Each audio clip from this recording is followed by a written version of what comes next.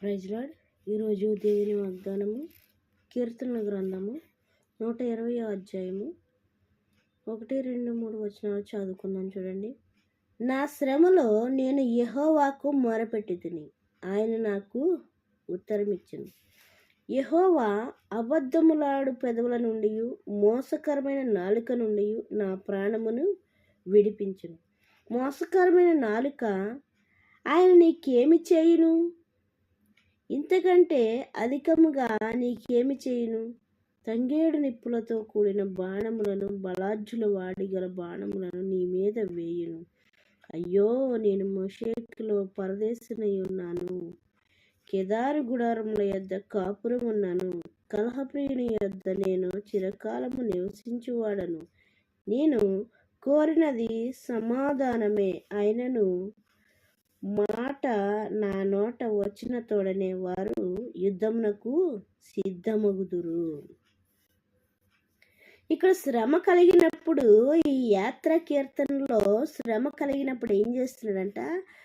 నేను నా శ్రమలో నేను యెహోవాకు మొరపెట్టి తిని అంటున్నాడు.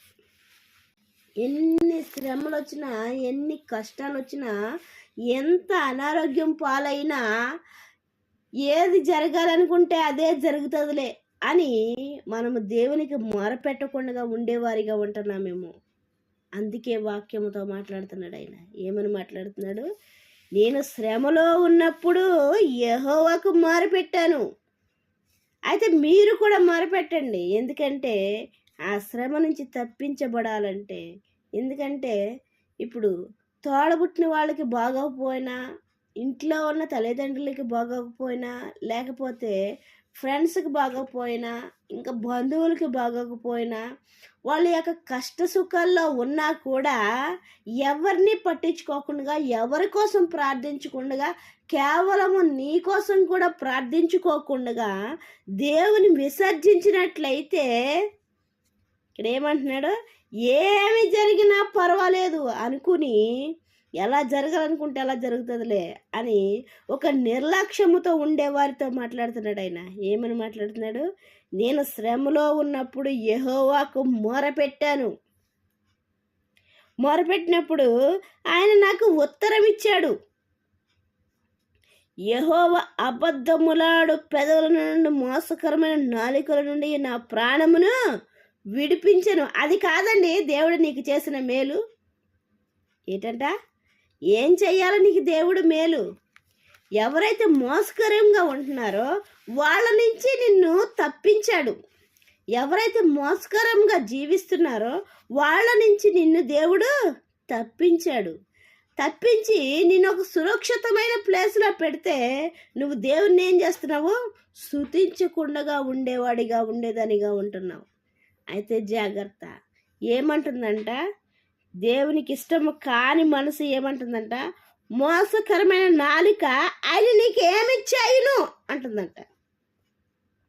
అసలు ఈ క్షణాన్ని నువ్వు ఇంకా బ్రతికి ఉన్నావంటే కేవలము ఆయన నీకు చేసిన మేలు.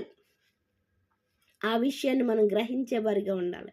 ఎందుకంటే రాత్రి పడుకుంటున్నాం కానీ పొద్దున ఎవరు లేస్తారో ఎవరు లేవట్లేదో కూడా మనకి తెలియట్లేదు. ఎందుకంటే ఆ రాత్రే టైం అయిపోతుంది చాలామందికి. ఇంకా రాత్రి పడుకుంటే పొద్దున లేచేసరికి ఏ విధముగా ఉంటున్నామో కూడా తెలియదు. ఎందుకంటే ఆ రాత్రే ఏదో కష్టములకు వెళ్ళిపోతున్నారు మనుషులు, ఏదో ఒక అనారోగ్యము పాలైపోతున్నారు మనుషులు. అప్పటికప్పుడు హాస్పిటల్కి వెళ్ళవలసిన పరిస్థితి. కానీ వీటన్నిటి నుంచి నిన్ను క్షేమముగా ఉంచాడంటే ఆయన నీకు చేసిన మేలు కాదా? ఆయన నీకు చేసిన మేలు కాదా? ఆయన చేసిన మేలుకి నువ్వు ఏమి కృతజ్ఞత ఇస్తున్నావు? కనీసం ఏదో ఒక టైంలో లేచి రాత్రికాల సమయంలో కానీ తెల్లవారుజామున కానీ ఆయన స్తుతించేదానిగా ఉన్నావా? నీ కుటుంబ పరిస్థితుల కోసమైనా ప్రార్థించేవాడిగా ఉన్నావా? ఏది ఎలా జరగాలనుకుంటే అలా జరుగుతుందిలే అని నిర్లక్ష్యముగా ఉండేదానిగా ఉన్నావా? వాక్యముతో మాట్లాడుతున్నాడు మనందరితోటి నాయన. ఏమని మాట్లాడుతున్నాడు? నాకు కష్టం వచ్చినప్పుడు నేను యెహోవాకు మొరపెట్టాను. మొరపెట్టినప్పుడు నాకు ఆయన ఉత్తరాన్ని ఇచ్చాడు. ఎలాంటి ఉత్తరాన్ని ఇచ్చాడంటే, మోసకరమైన పెదవుల నుండియు, అబద్ధపులాడు మాటల నుండియు, ఆ! వాళ్ళ నుండి నా ప్రాణాన్ని దేవుడు ఏం చేశాడంటున్నాడు? రక్షించాడు అంటున్నాడు. అది చాలదండి నీకు దేవుని చేసిన మేలు?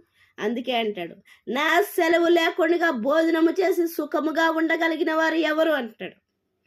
నిజమే కదండి. ఆయన సెలవు ఉండాలి. మనం తింటున్నామంటే, పండుతున్నామంటే, పని చేసుకుంటున్నామంటే, వెళ్తున్నామంటే, వస్తున్నామంటే ఆయన సెలవు ఉండాలి. ఆయన కాపుదల ఉండాలి. ఆయన ప్రేమ ఉండాలి. అవి లేకపోయినట్లయితే మనం ఈ క్షణాన్న ఏమైపోతామో మనకే తెలియదండి. ఇంకా ఆయన ప్రేమను బట్టి మనల్ని నరకానికి వెళ్ళకుండా కాపాడడానికి సిద్ధముగా ఉన్నాడండి. ఆయన ప్రేమను బట్టి మనము నాశనం అయిపోకుండా ఆ నాశనకరమైన స్థితిలోంచి నిన్ను నన్ను రక్షించేవాడిగా ఉన్నాడండి. ఆ రక్షించగలిగిన దేవుణ్ణి మనము స్తుతిస్తున్నామా, స్తుతించట్లేదనేది మన మనసుకు తెలుసు. కాబట్టి ఇంకా మనకున్న కష్టం నుంచి విడిపించాలంటే ఫస్ట్ ఆయనకి మొరపెట్టేవారిగా ఉండాలి. మొరపెట్టి ఆయన విడిపించగలిగిన సమర్థుడు కాబట్టి ఆయన ఇచ్చి జవాబు పొందుకోవడానికి మనము కూడా సిద్ధపాటు కలిగి ఉందాం. దేవుడిచ్చిన పరిశుద్ధ వాక్యం దీవించిన గాక. వాక్య పరిచర్యలో మీ సహోదరి